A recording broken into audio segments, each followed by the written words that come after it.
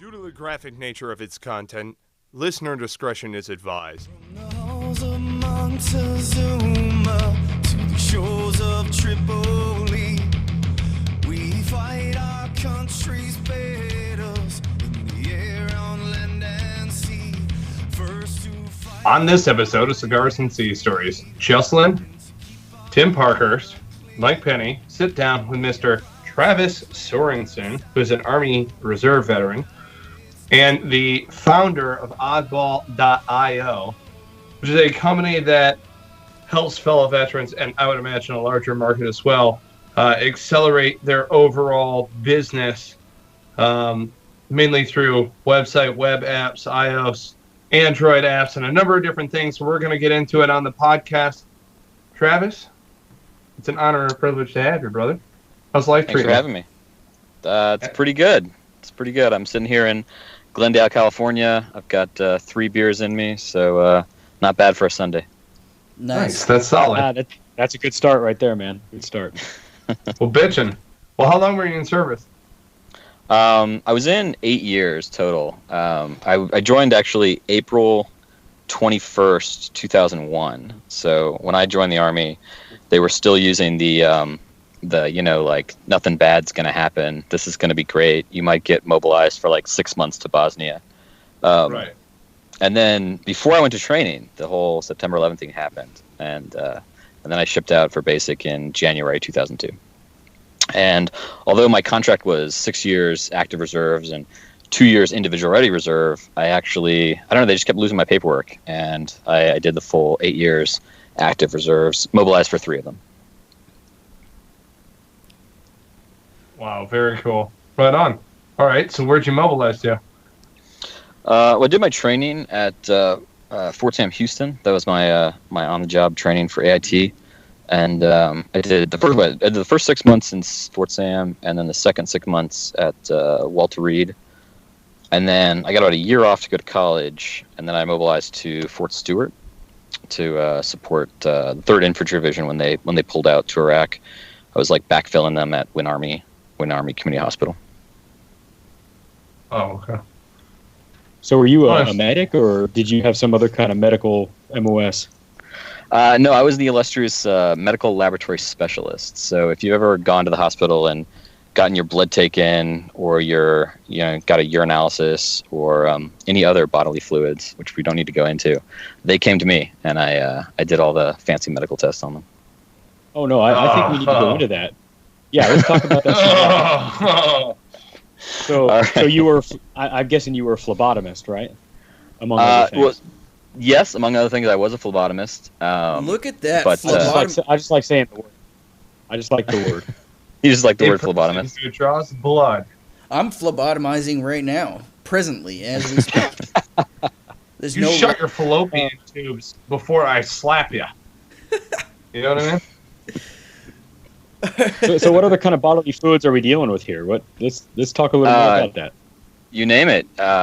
We did urine. We did semen. Sometimes they'd come hand in hand for some reason. I remember this one time we got was that a pun? No, it was actually real. Like there was I was doing a urinalysis, and there was some protein in the urine, and it was a 46-year-old woman. She'd been in the hospital for 6 weeks. And we're like, oh, that's so weird. Like, why should there be protein in there? And I was like, I guarantee you this woman is having sex with her husband in the hospital. And so I looked in the microscope, and I was like, sure enough, sperm. That was like one of the highlights of my illustrious career as a lab tech. So let's see here, NCIS or whatever the hell. Is there like a giant sperm bank somewhere where they captured sperm from everywhere, so the next time I commit a crime, like I steal a candy bar, they're going to go and find my semen and track me down? Does that exist? It does make sense. Not that I know of. As far as I know, we don't keep the semen samples after we've checked them. Mm-hmm. But generally speaking, all, strictly above board, professional. All right, so if it doesn't exist, can it exist? That's, I think, what Mike wants to know, because he's more interested in the giving of the semen. Oh, is this like an investment opportunity you guys are trying to talk me into? Nah, maybe later on down the line. We'll say. I think it's more oriented towards Mike's paranoia. More of a deposit, but yeah. I mean, we'll say. Let's see how it shakes loose. Oh, lordy. So I guess now's a good time to start asking you about all this high-tech mumbo-jumbo wizardry that you do.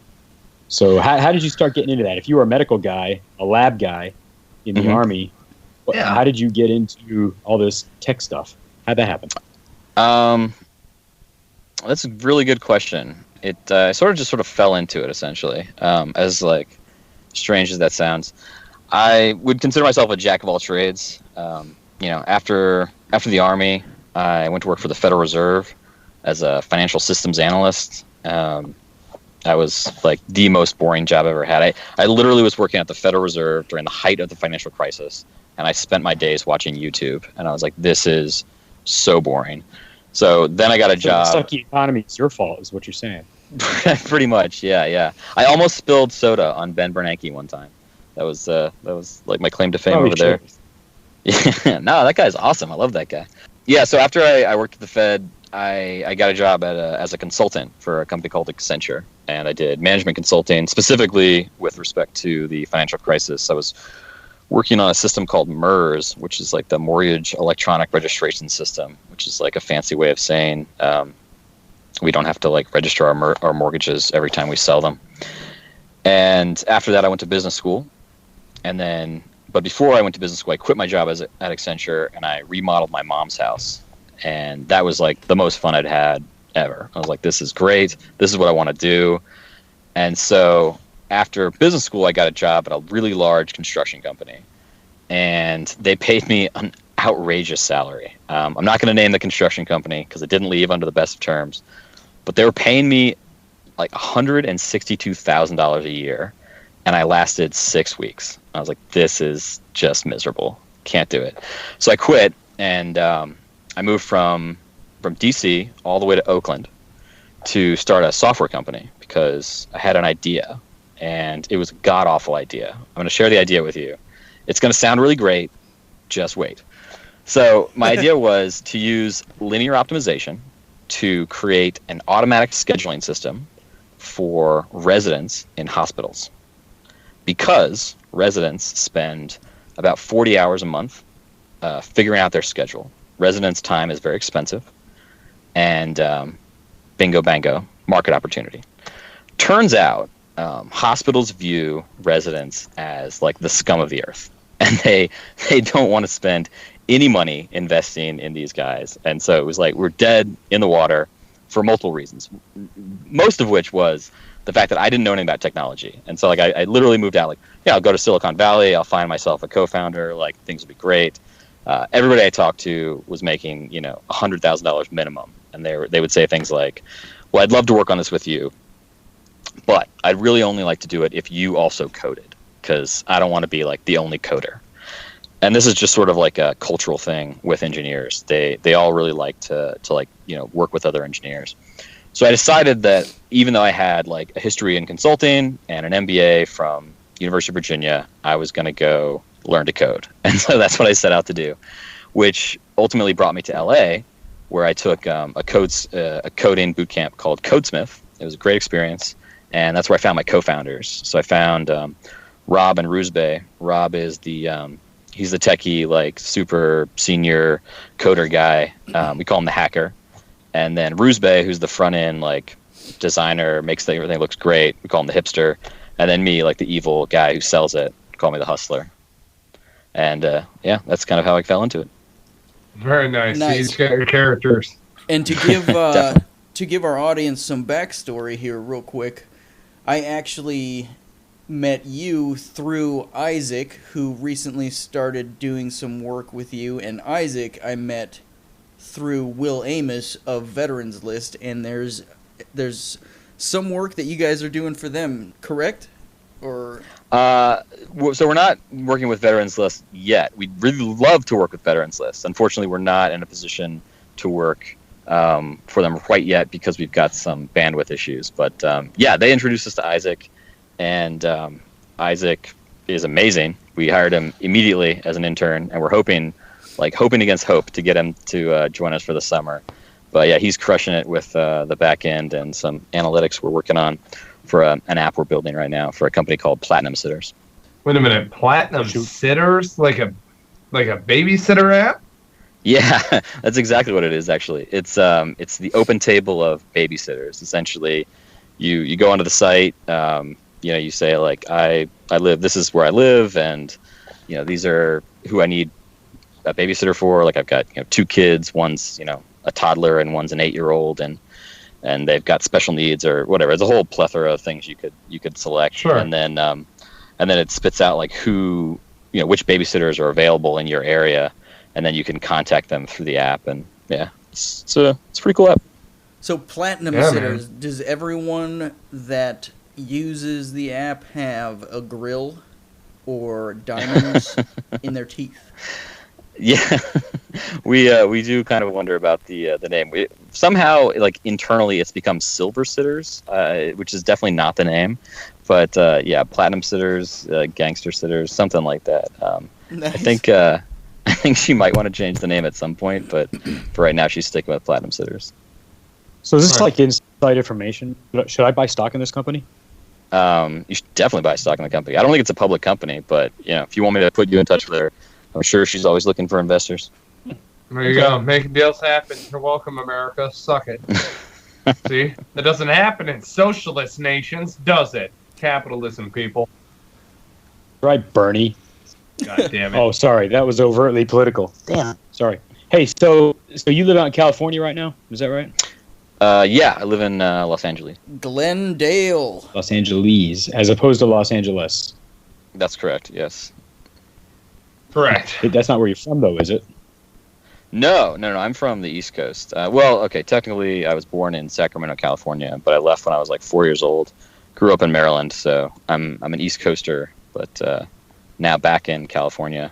Haven't quite adapted to the California culture yet, but I'm working on it. I've got my hoodie and my Chucks that I wear, so assimilating quickly. I've been to Sacramento, so it's not out of the ordinary that you would have left Sacramento. Sacramento's not a bad place Anyway. if you don't want to do anything. I mean, it's pretty, and there's not a lot going on. If you don't want to do anything, that's good. Oh, jeez. Well, that was awkward. Yeah. You're making it awkward. I try. But that's all. I try to make it as awkward as if I'm going to stare at someone peeing. Speaking of that, do we have any stories of meat gazing? Yeah, so one of my jobs as a lab tech was to watch people urinate to ensure that there was no hanky-panky going on with the drug test, because heaven forbid somebody was smoking marijuana in the Army, because I'm sure that never happens. Gotcha. And one day I got the joy of watching my roommate take a pee while he was doing a urinalysis. So just to like fuck with him, I like stood really close to him and just bent down and stared right at him, and I was like, all right, Decker, let's do it. And he just looked at me with these eyes. It was just like, come on, man, don't make me do this. So I broke the rules, and I didn't watch him pee. I wonder if there's a statute of limitations on that, or could you still get in trouble for not watching? Yeah, allegedly didn't watch him. Let's be safe here. You allegedly didn't. Well, yeah. In all fairness, this could be a fictitious story. That's true. It could be. If I'm being honest, though, I never watched any of the people pee. I always just stood in the corner and played on my flip phone, played some Snake or something like that.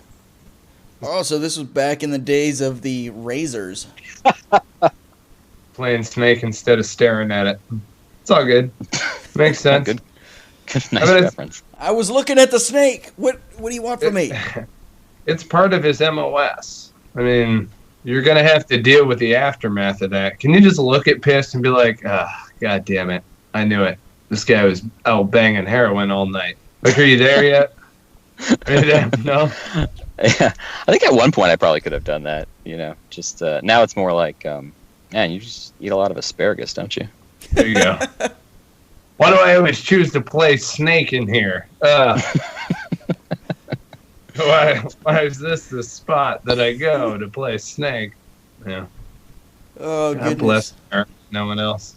So, from the hospital side of the house, what you got? Any stories? Any other kind of funny, ironic, disgusting, horrifying? Yeah, I mean, there was another aspect of our job that we had to do. Well, there was two more aspects. One was fecal matter, which, as you can imagine, is not the most fun. But unless you're flinging it, I like fecal matter. So there's one time I go to a bar at it's like Hinesville, Georgia, which is like, if you've never been to Hinesville, Georgia, just go to like the worst city on earth and then punch yourself in the face and you're basically in Hinesville, Georgia. And so I'm in this bar, and this woman, keep in mind, this is like 22-year-old Travis, and this woman who's got to be like 48 years old, and she's got a ring on, and she's hitting on me at a bar. And she's like, she says to me, she's all drunk, and she says, you want to go to Gillies, which is like some redneck bar that she wants to take me to, like, do all sorts of unspeakable things to me. And I was like, I appreciate that, but I'm going to have to pass. Then, about 3 days later, I'm working the night shift in the lab, and lo and behold, the same woman comes in and drops off the foulest sample in the history of samples. I will go toe-to-toe with anyone. It was absolutely the worst sample. I mean, it was so bad. Like, I don't know if you've ever used scientific equipment. There's this thing called a HUD, which is essentially, it's like you want to work in an area where you're not gonna like smell the stuff. So it's like, it's got a glass door that comes down. It's got a fan, and so normally you just sort of deal with it. You're like, whatever, it's poop or it's pee or whatever. I'm just gonna like streak it out on this like slide, and then I'm gonna like put it in the oven, and 24 hours later I'm gonna look at it and see what's grown. But this thing, I was like, okay, I really gotta go. I gotta take care of this. So I would go all the way down to the other lab. I put it in there. I closed the door down to my wrists because it was so bad. I turned it on high, and I could still smell it. I swear to God, it was just that bad. And I never did find out what was wrong with her because I didn't want to follow up on it. But that was the joy of being a lab tech in the Army.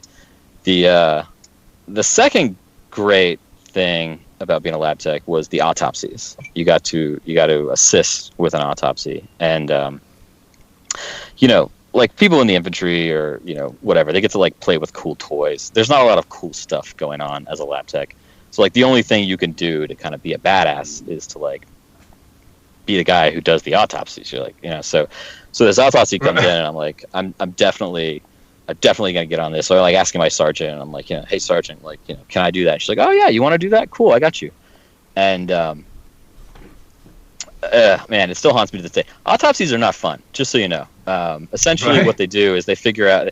They say, okay, let's assume that there was some reason this person died other than the obvious, and let's try to find it. And so the way they do this is they literally cut up every part of the person, and they like fillet it. So like the first thing they did was like they took off the chest cavity, and then they would take out the organs one by one, and they would fillet them. And like literally they're just looking for like a tumor or something like that. And then they'd put it in this like kind of tray, and then after about 45 minutes of me like just standing there like white knuckling, I'm like, oh my God, keep it together, Travis. The pathologist, he looks at me, he takes off his gloves, and he goes, all right, boys, you guys clean up, and leaves. And so it's just me, my friend Specialist Knight, and we're just sitting there looking at this, this cadaver. And Knight's like, all right, well, let's get to it. And I literally like I had to like hand scoop the guts from this tray back into the chest cavity, and then put it back together. And like, I mean, it's not like you have to put it back thing, together obviously. in order, or was it just kind of like flop it in there? Yeah, is there a test afterwards? It's like it's not. None of that shit's going back. I'm probably gonna use a shovel like an eat. Yeah, tool. That's not where the stomach goes. Yeah, now that I tell the story, I wonder if Knight was just fucking with me. There's like probably some tool somewhere where you like use it, like it's not gross, but no, he was like, no, you got to use your hands. Oh my God! What did the person die of? Unfortunately, it was suicide. It's very common among soldiers. Geez. He was an 88 Mike truck driver. Just got back from Iraq like 10 days earlier, and I guess he just couldn't handle it anymore, which is obviously a tragedy. But and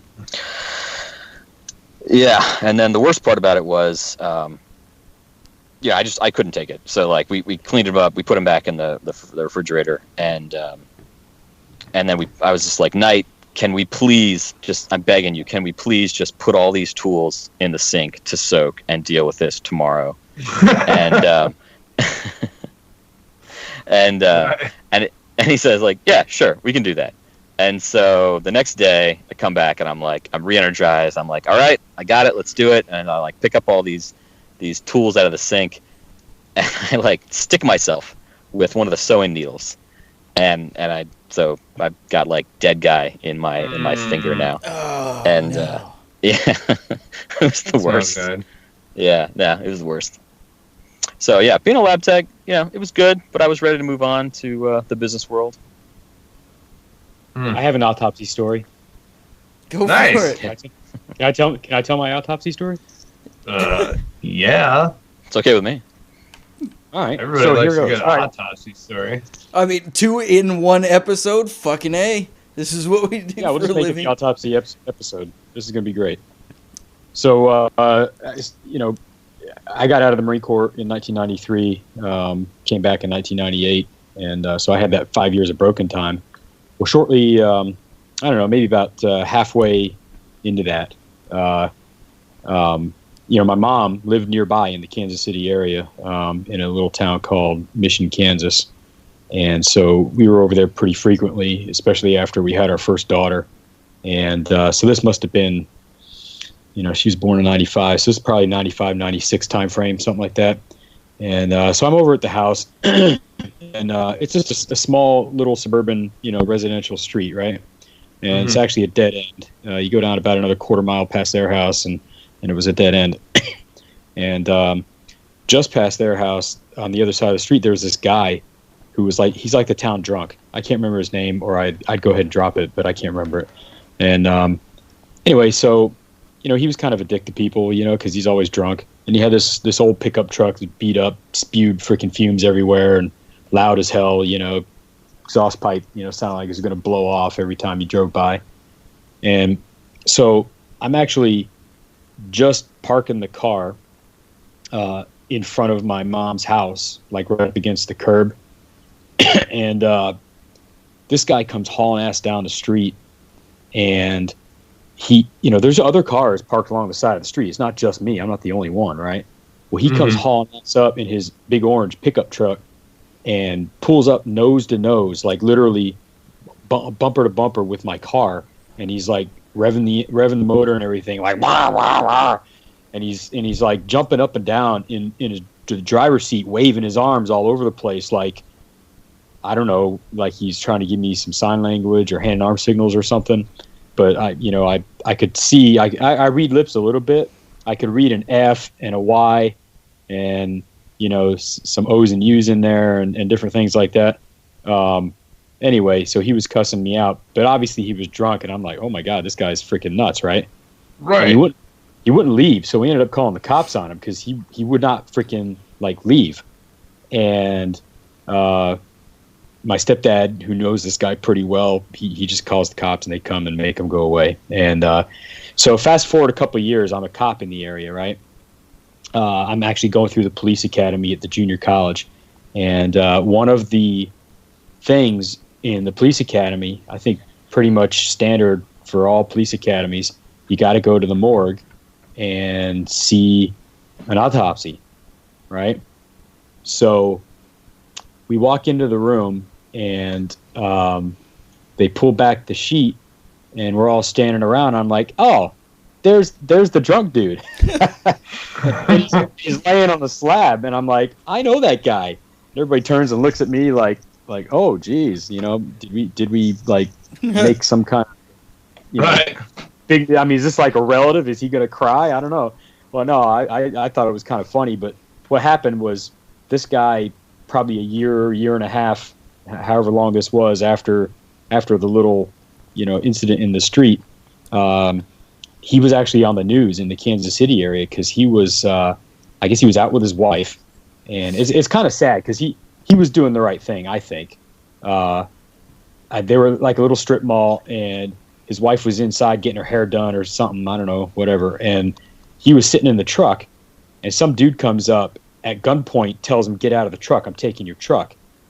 And he gets out and he's like, "Hell no, you're not taking my truck." And the dude pops him in the chest and takes his truck.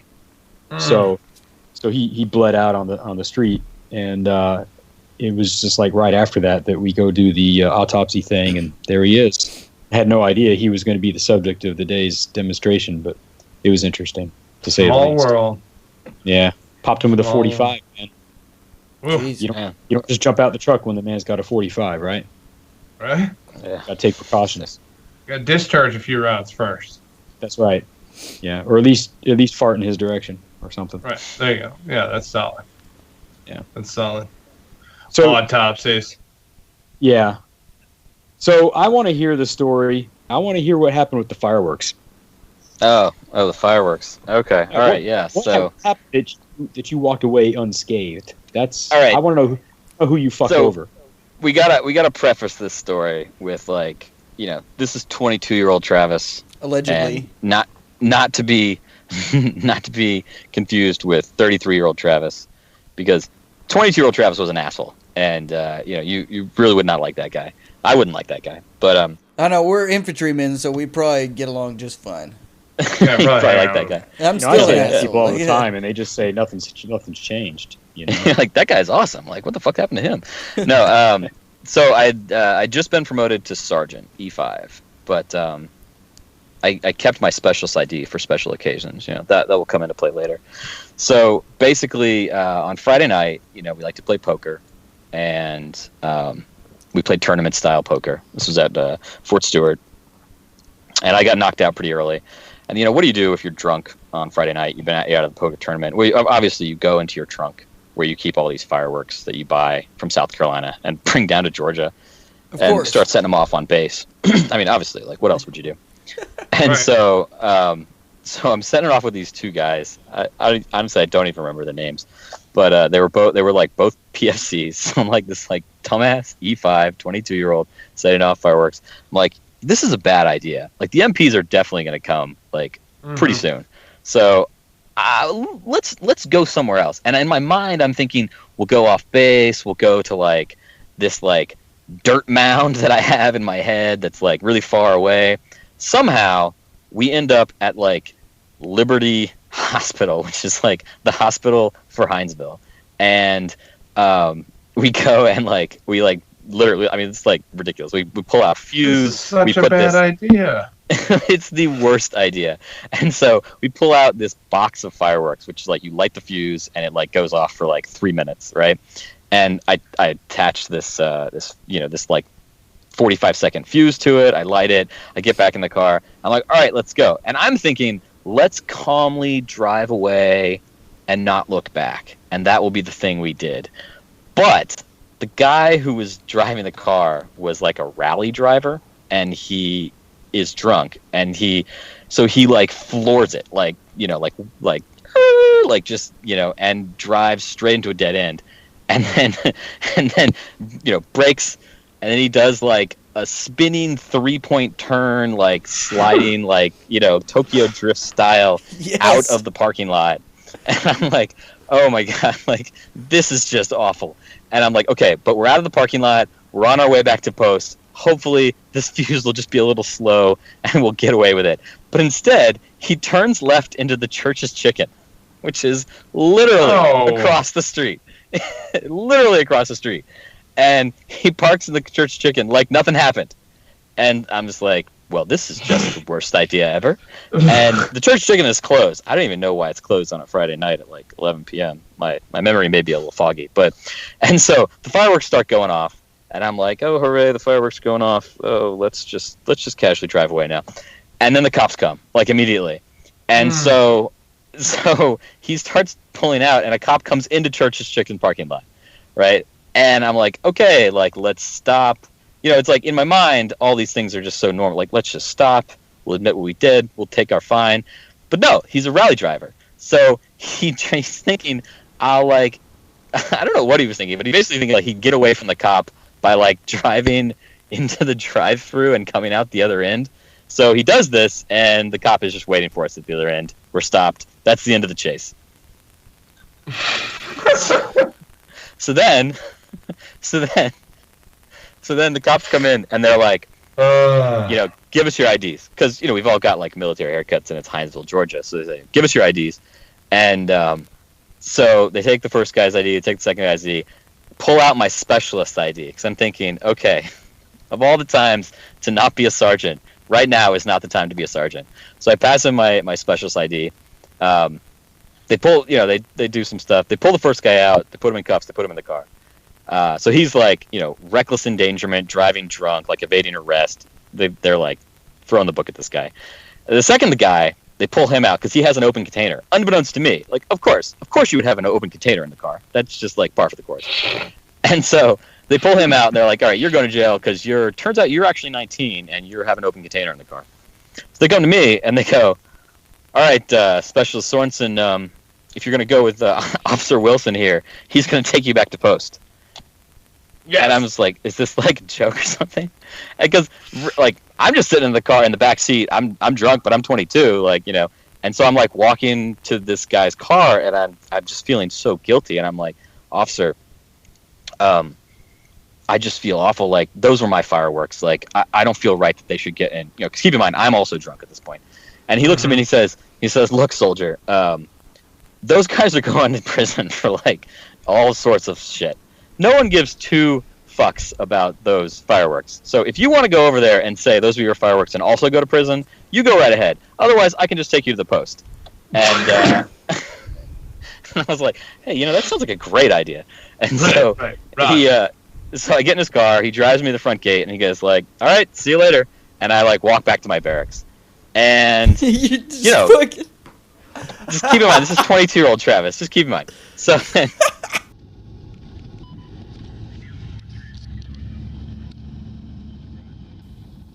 Cigars and Sea Stories is proud to support and sling Counter-Strike coffee. Counter-Strike coffee, I want you to know, is meant to be drink black. Now, I myself love coffee. I'm a big coffee drinker. I went away from black coffee for a little while. Needed the cream and sugar when I was rocking it with the generic blend. Counter-Strike coffee brought me back into the fold in a huge, huge way. They do a great dark roast. I'm a big fan of napalm. That's my fave. Smooth operator is good, though. It can go with cakes and pies, and I got a bit of a sweet tooth. I know a couple of us do, And then also Firewatch. Firewatch, that's going to be the kick in the ass that you need in order to get your day going the right way. You know what I'm saying? If you haven't already done so, check out counterstrikecoffee.com. Use promo code Cigars and Sea. You will get 10% off. Again, that's counterstrikecoffee.com. Use promo code Cigars and Sea to get yourself 10% off. Of course I don't call my sergeant and be like, hey, guess what? I fucked up. Here's the situation. Heads up. No. I should just go to bed. Everything will be better in the morning. And so I wake up in the morning and I'm like, oh fuck, what have I done? So obviously everyone in the command knows, and that same roommate whose junk I was going to look at in the earlier story, I could go fishing with him, and I'm like, Decker, what should I do? And he's like, well, you should probably call your command and tell them what's going on. Yeah. So I place one phone call to one sergeant. She doesn't answer, and I'm like, well, I guess I'll just see what happens Monday morning. So then Monday morning I come in and I'm in so much shit, right? Then so they bring me to their office and they're like, Sergeant Sorensen, I just have one question for you. Why didn't you call us and tell us? Why didn't you let us know what was coming? And I was like, well, I called this one sergeant. And that sergeant pipes up and she goes, no, you didn't. That was a lie. And I was like, well, I have the phone record. And just by sheer happenstance, my area code is 301, as is the driver's mother's area code. And she'd been calling the sergeant over and over again. And so she saw a 301 number and she was like, I'm not answering this. And somehow, the fact that I had actually called her somehow put the brakes on the fact that I was in trouble. And it makes absolutely no sense at all. She was like, "Oh, well, I guess you did call. That was my bad." And then like just like nothing. Just didn't get in trouble at all. Like it was just sort of like let's just like sweep it under the rug. We don't want to deal with this shit. Like there's no reason to throw like one more person in trouble because we're all from the lab, and they were just like, let's just keep like the lab in as little trouble as possible. And it was just like one of those moments when you were not just like a little at fault, you were 100% at fault, and instead you didn't get any trouble. But fortunately, Hinesville, not only terrible city, also extremely corrupt. And so there's this one guy. He's dead now, so I'll tell you his name. His name's Roger. He was like in the lab for like 40 years, super well connected in Hinesville. And he says to the guy, he's like, "Hey, call this guy." And he like gives him the name of this lawyer. He pays $5,000 to the lawyer. I don't know what that lawyer did. This guy got in zero trouble with the judge. The judge was basically like, "All right, here's like a warning," and that was it for him. He didn't get in any trouble at all either. It was like the most ridiculous, like corrupt, like small town America situation ever. Jesus. But the other guy, throw the book at him. Fuck it. Yeah, I think they sent him to Korea or something like that. Well, if you got dirt on the judge, that always helps. Right. He came back malnourished and amazing at math. And he was caned several times. Caned. He was caned. Oh, shit. Anyhow. Okay, so I was reading through this. We have little bios prep sheets, America. Yeah, now we're wicked fancy. I like this little quote in here. Who inspired you to become an entrepreneur or business leader? But allow me to answer it kind of here because this is pretty interesting. A lot of people inspired me. Professors, friends, leaders I had. This is the best part. I remember my drill sergeant in basic training said he hated me. The last day of basic, he said, what did he say? Sorensen, I hate you. Yeah, Sorensen, I hate you. But this is the best part. But he also said I should think about becoming an officer, which helped. So he's really saying, Sorensen, I fucking hate you. You should probably become an officer. Yeah. Which helped. And you thought that was a compliment. I felt it was like, just like the God honest truth. He was just like, I hate you so much, but in retrospect, yeah, it was probably like a double backhanded slap, like, you dumb piece of shit private, like you might as well just be a second lieutenant, you're so useless. Exactly. That's what I was thinking when I read it. I'm just saying. Solid. It's inspiration, though. That's pretty funny. But you never became the officer, though, right? I didn't. No. So he gave you this sage advice, and you failed to take it. Yeah. No, I was close. I was close to pulling the trigger on that a couple times, but I decided against it. It was mostly because this guy, you just wanted to say "fuck you" one last time. Like, no, motherfucker, I will not be an officer. It's just as well, man. I mean, at least you salvaged your pride, Salvage. Scooped it from the bucket straight back into you. There you go. If you go to the dark side, I mean, you just give it away, I don't know. Juslin, you left some of that dignity out on the autopsy table, huh? Yeah.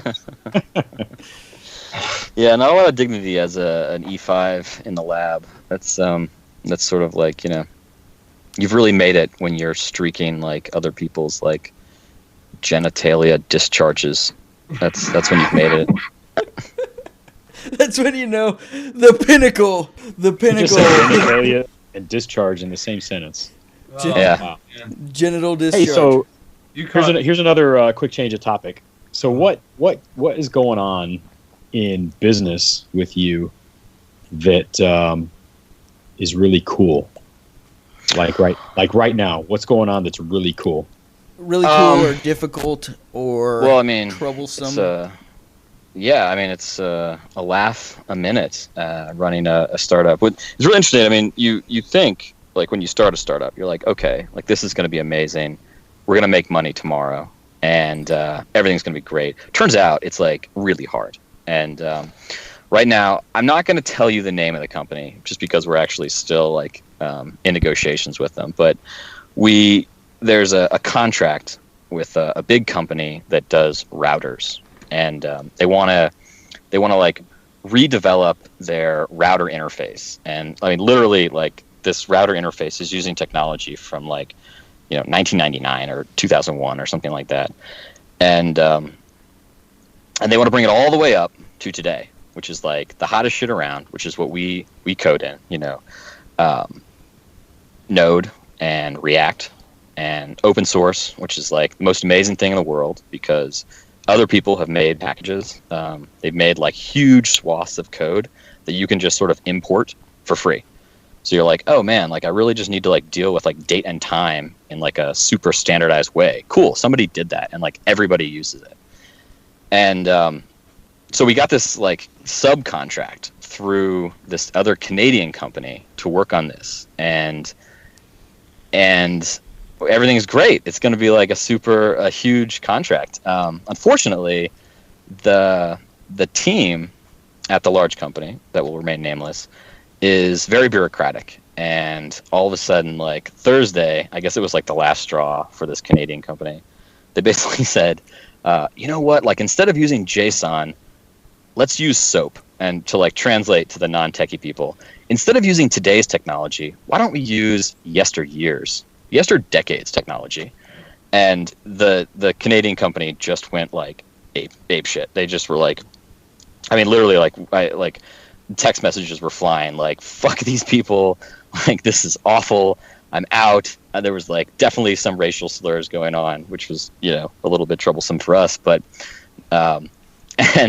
essentially they're just done. They're like, we're not doing this contract.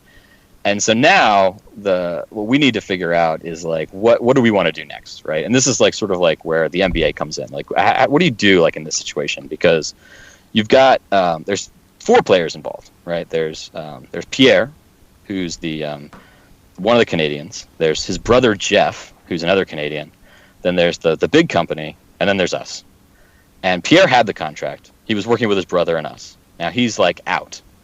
And Jeff is saying, hey, you know what? Like, I'll take this contract. We'll make it work.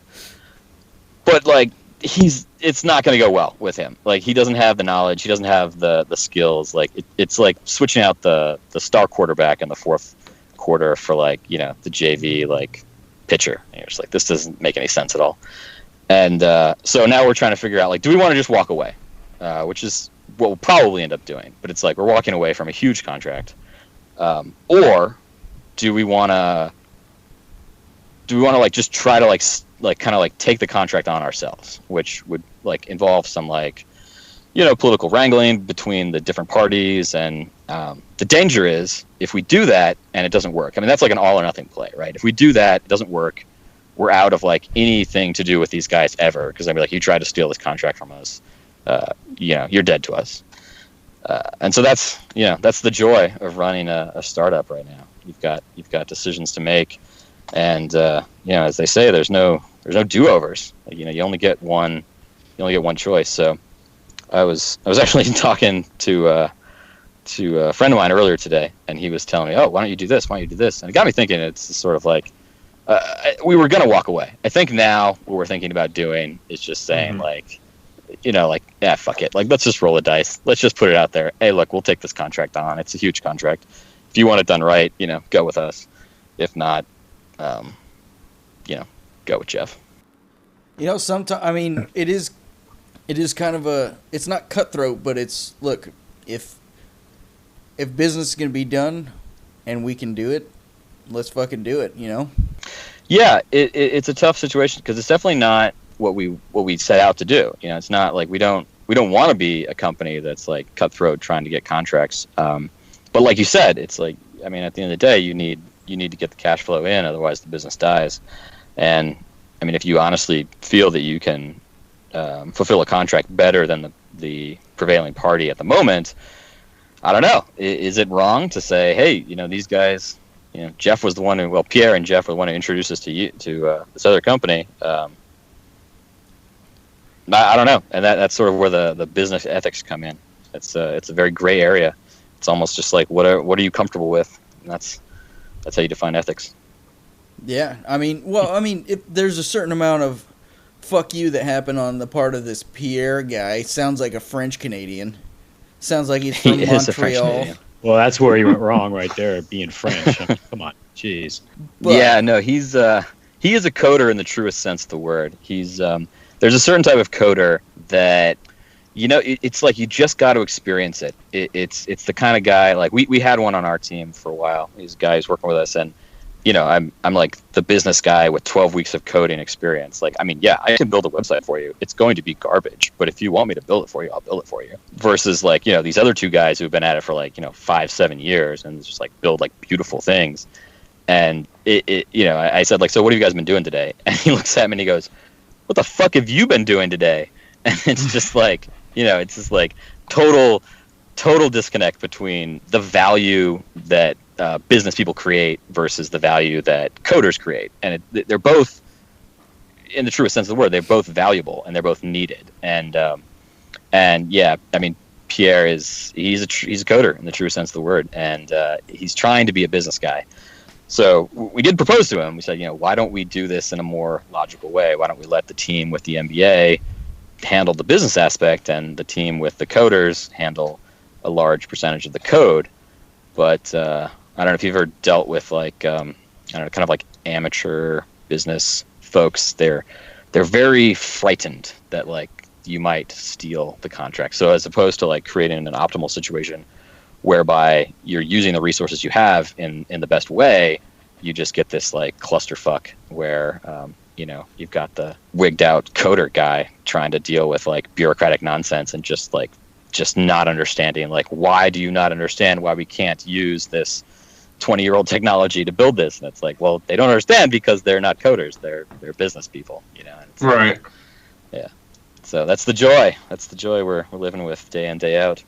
But the good news is we just closed a great app that we're super excited about. I don't know. We're thinking maybe just like stick to like small, like, you know, $40,000 apps, because, you know, we find these people and they've got an idea and they've got a backer or they've got some money saved up and they're super excited about it, and they recognize that like we have the expertise and they just give us the runway. It's like, here's what I want it to do. Here's the problem I want it to solve.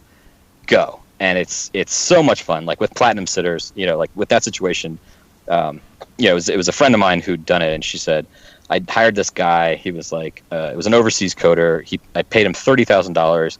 He gave me a website that was broken, and I tried to sue him, and it just didn't. You know, he's overseas. What am I going to do? So, you know, we were like, okay, well, we'll do it, and you know, we're delivering something that's just amazing for her, and you know, beyond her wild expectations, and it's fun. You know, it's a fun job. So, I mean, a friend of mine, he said, you know, the big companies are the ones who pay the bills, and the small startups are the ones that keep you sane. So I think we haven't been around quite enough to find that happy balance between the two. But I'm confident that we'll find it eventually. Hell yes. Nice. Well, that's how it's done. Yeah, it sounds like you got a solid business model ahead of you. Yeah, check in a year. We'll see. Right, there you go. Well, you know, and as I was mentioning before we hit the red button to record, I mean, there's plenty of synergy to be had here, and there's plenty of opportunities, especially with the companies that we are working with Cigars and Sea Stories, Bunker Labs, and adjacent units in the space of veterans working. There's a hell of a lot that needs to be done, and so I mean, there's really a great opportunity for you guys to take the reins on a lot of these things and really make a name for yourself in the veteran space. I would advise, with my illustrious Cigars and Sea Stories lack of experience, that that you be open. But so what exactly is the scope of what you guys do, so that listeners, because a lot of our listeners are our friends, a lot of our listeners are adjacent units out there that are looking to get shit done. So what is the scope of what you guys can work on, so that they know when they contact us, hey, let me talk to Travis, like what can this motherfucker do? And they might actually say it like that, and they don't mean that you fuck mothers. Yeah, I mean, we do it all. I mean, without going into like too much detail, the the world has changed. The technology world has changed in literally the past year. Facebook has come out with a framework called React.js. The Node.js is becoming unbelievably popular. The open source community is growing every single day. And what all of these things come down to is we have a 3-man team, and we've got a couple of people we outsource to every now and again, but they're all in the LA community. And we can build unbelievably good apps that are super complicated quickly. And the reason is because, everything's written in the same language. Node on the back end, JavaScript. React on the front end, JavaScript. Now we've got React Native, so you can build iOS apps, Android apps with the same language that you build websites with. It used to be like just a few years ago, it was like, okay, cool, I want a website. Great, that's going to be Ruby on Rails, HTML, CSS, JavaScript. Great, I want an iOS app. Cool, that's going to be Objective-C. Great, I want an Android app too. Great, that's going to be Java. Now it's all one language. And the value there is that, the costs have come down. And so, yeah, in a nutshell, we do it all. We've got some jackass who has an MBA. Don't ever listen to anything he says business-wise, but he will be honest with you, and I will poke some holes in your business model, at least play devil's advocate for a little bit. We've got a designer. He makes shit, really, really cool looking. And we got Rob actually builds the thing. He's the only one who really adds any value around here. Hey, at least they're honest. That's funny. Well, I'll tell you, man. With regards to targets of opportunity, you're talking about how, what you went in, to a potential deal for, has turned around and, may end up being something completely different. And trying to decide whether or not to take the leap. I'll tell you that all the things that I'm involved in right now, and I got 6 different businesses or potential businesses. Let's put it that way. I don't want to boast because they're not real businesses because they haven't made money yet. But 6 different ones, and every single one of them was somebody else's idea. And I just happened to be in the right place at the right time, and somebody asked me to get involved, including Cigars and Sea Stories. Thank you, Michael Penney. But you don't know where the next opportunity is going to come from, and sometimes what you went into a boardroom to go discuss may not be exactly what you come out of the boardroom with in your hand, and that's sort of the nature of business. Shit happens, and you just roll with it. So, yeah, I hope it works out for you, though, man. Sounds like you got a lot of good stuff going on. Yeah, well, thanks, man. I appreciate you guys bringing me on. It was great talking to you. Well, Absolutely. So, real quick, what are your links? Give the audience your links real quick. That way we can start getting some of these synergies going. Yeah, it's just www.oddball.io. Feel free to hit me up at travis@oddball.io. That's the only website we got. We got Twitter, which is Oddballio, but I don't know. I don't really understand Twitter, so that's something we're working on. Right. You and me both, brother. I don't even have a Twitter account. Well, it's that social media aspect. Is that fucking? It's the unicorn. It's like, someone knows this shit. Yeah, right. Just got to find that person. Yeah, we don't have the person who really understands Twitter quite yet. That's our next hire. Someone besides me, right? All I know is they took the pound sign and they renamed the damn thing. Who the hell started calling it a hashtag? It's a pound sign. Yeah, right. Or a number sign. I'm totally with you. I don't know how that's become the hash sign, but it is. So what are you gonna do? I call it the 4 stripes. 4 stripes. 4 stripes. It's a tic-tac-toe board, right? There you go. It's crazy. It's a tic-tac-toe. Oh, God. And so it begins. Well, thank you so much for coming on the show, Travis, sincerely. We look forward to talking more offline, sharing things with the network overall. Listeners, if you haven't already done so, check out Cigars and Sea Stories on iTunes, Stitcher, Player FM. Click subscribe, rate, review that shit. Give us a comment. We love hearing from, fans, people who think we suck. I mean, whatever. So, all the above. Feedback. Right, all of the above. You want to take the fucking wood line? Is that what's going on? Huh? Tim, we're going to Wait, no, we call it the tree line. You want to go to the tree line later, Tim? Or in the case of 29 Palms, behind one of the connexes. Right. We just tie each other's hands together and beat the shit out of one another. All right. God bless America and no one else. That's right. I'm at work right now. Juslin, cue the music.